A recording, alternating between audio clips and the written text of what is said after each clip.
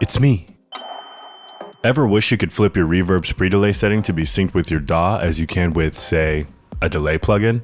I've found myself in the past using math to get there, but it gets complicated once you want to introduce weirder timings. How do I get triplets?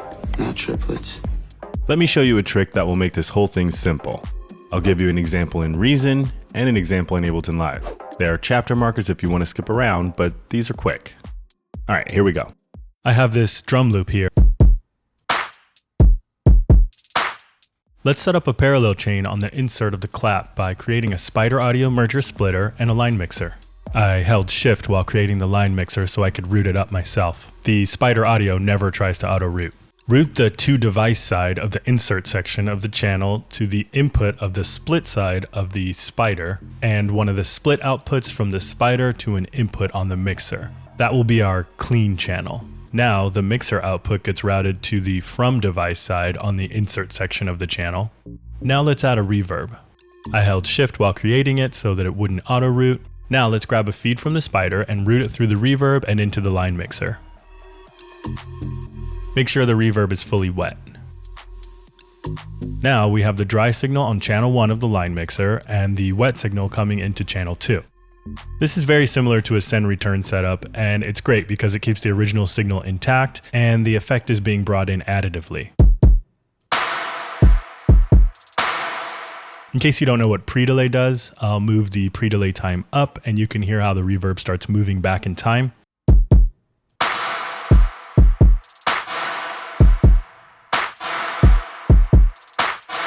Pre-delay is usually measured in milliseconds on reverb units though, and that's not always what you want. So let's add an echo before the reverb. Get it routed up. Let's reset the echo to its initialized preset and make sure there's no feedback. Make sure it's fully wet. Now, as the signal passes through the delay, we can use the sync delay times as our pre-delay times. Take a listen. You can use it to get the reverb off the attack of the hit, or use it to effect with longer times.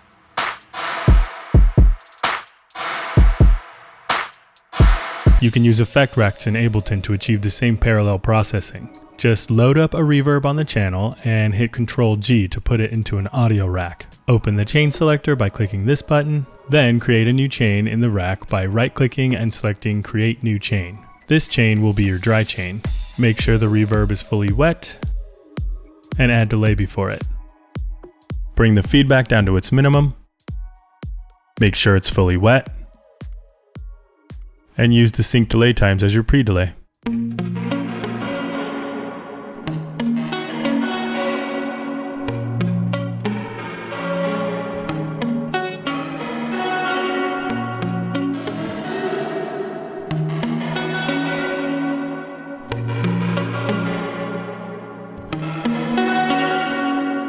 You can also affect the input of the reverb in terms of frequency by using the delays filter.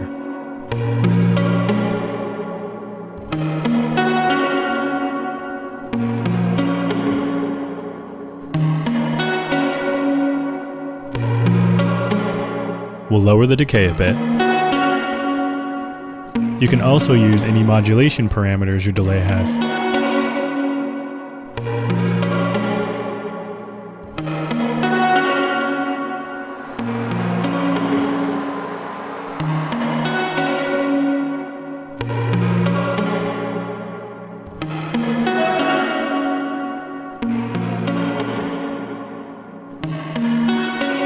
I'll use just a little bit of wobble.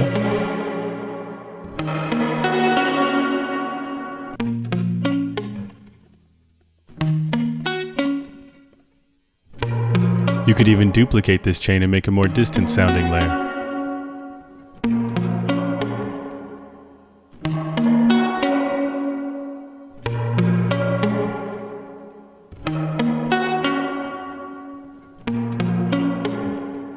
We'll use the filter to make it even darker.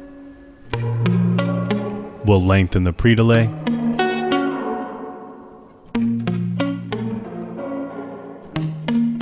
Increase the decay on the reverb.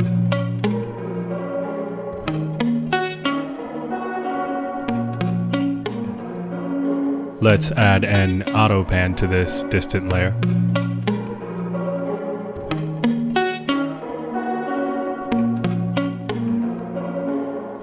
We'll sync it to the BPM and slow its rate to 1.5 bars.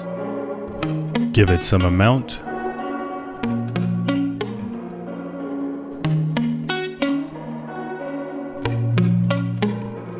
And now let's mix these reverb layers in.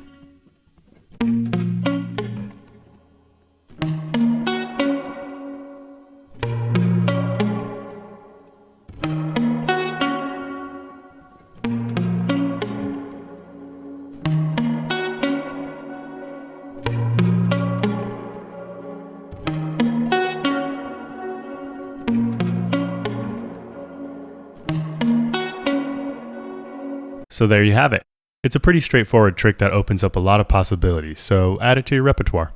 Be sure to like if you found this helpful and subscribe if you love me. Learning how to get creative with routing in the Reason rack is one of the more fun things about Reason, but it can get confusing. Check this video out right here for some help with parallel processing. Thank you so much for watching.